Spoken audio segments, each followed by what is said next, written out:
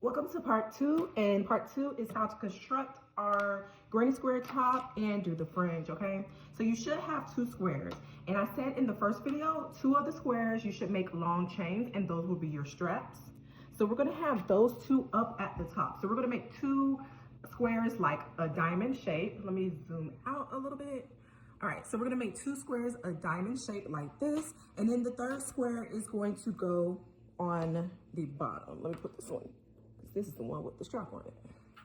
And then the small square goes just like this. Now, this is exactly how you're gonna sew it, okay? So you're gonna sew going from here, up here, from here, down here. You can do a weave it in motion, you can do regular sewing. It really does not matter. It is up to you how you want to sew together, all right?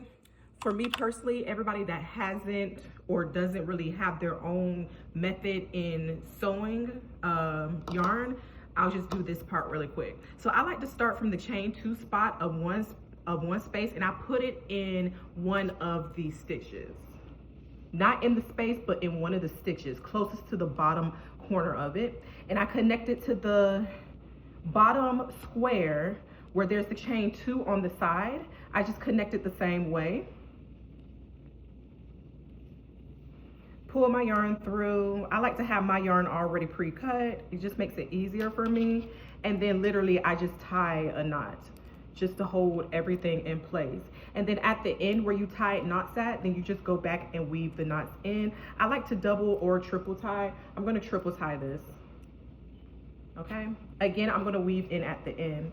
And then from there, what I do is just, I go in one stitch with my darning needle, pull through all the way, and then I go on the opposite side of my side square into the stitch. And then I just do a weaving in and out motion. And I make sure that I go through each stitch so that there aren't any holes in my top.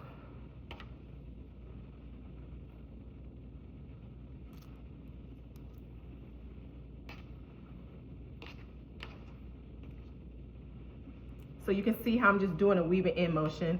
Now, like I said, you can literally sew it however you want to. If you just want to go through both sides, both stitches on both sides, that's fine also. You can stitch from the back, however you want to do it. But like I said, I just like to do it with a weaving in and out motion because it makes your work flat, lay flat like this, okay? So literally, like I said, we're going to start down here, work our way up. Once we get up here, we're gonna do the same thing with connecting them. I'll meet you guys when we get back up here.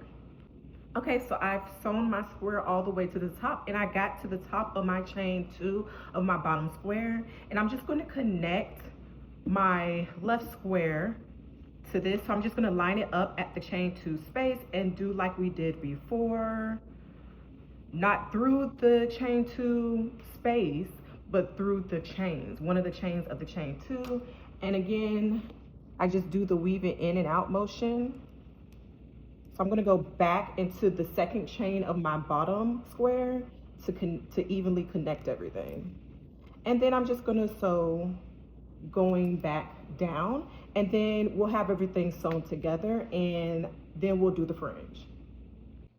Now, since I ended at the bottom of my work,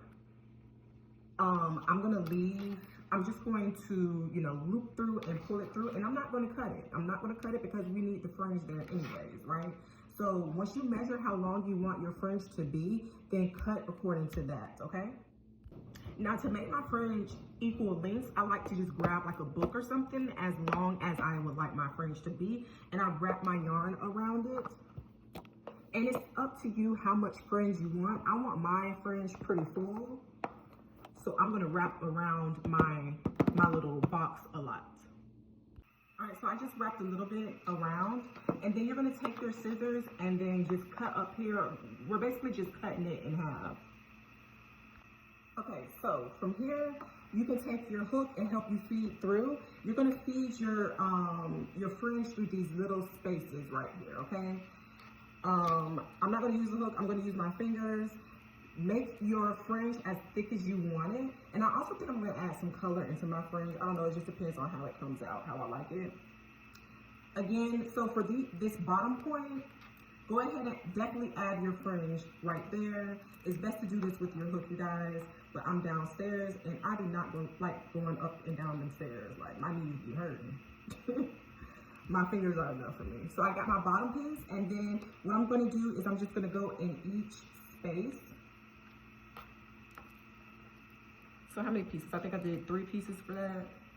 Again, make your fringe however you want to make it. So I just literally put both of my fingers through and then grab my fringe, leave the loop open, and then grab the fringe with the loop and pull to tighten. Like so. That's how I do it with my fingers. With your hook, you just pull the yarn through and loop it. So I'm gonna go through all of the spaces on the bottom, and I'm gonna show you guys how it looks, and I'm gonna decide if I'm gonna add some color in there. After you do this part, after you fill up the bottom with your fringe, your top is almost done. You're gonna have to add another chain to the sides. Literally, you just chain like 100 or 125, however much you need to wrap around your body for it to tie in the back, and then your fringe, and then your top will be done. Okay, so I have my fringe on, okay?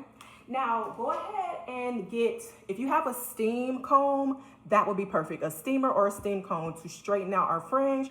I'm gonna use a straight iron, okay? I have a flat iron specifically for crochet, so I'm gonna flat iron these. So go ahead and get that hot. And then these side chain 2 spaces, we're gonna reconnect our yarn and make a chain of 100 or however many that you need to chain. So basically, to reconnect my yarn, I'm going to do a slip knot. I don't have my hook down here, but insert your hook into the chain 2, bring this through, and then start chaining. That's how you're gonna do that. And you're gonna do that for both sides. So you don't put fringe on these corner spaces, okay? This is for your back straps, okay?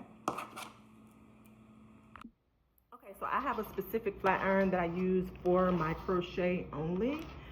Again, one of those steam combs will be perfect for something like this, but if you don't have that, use a flat iron or use a regular iron. And we're just going to straighten this, just like his hair. Just straighten your fringe. And this just pulls it out to make it straighter instead of it all being like curly like this. And it kind of thins it out too. Because you know, when you put heat on yarn, it melts like the frizzies and everything on it also, and it just gives it a neater appearance.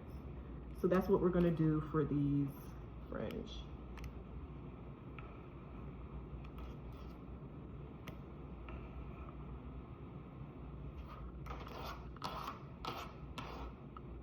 Okay, so you see how the difference? So just keep on doing that. If you like it, you know, curly like this, then leave it. But just keep straightening the rest of them, and then your whole top will be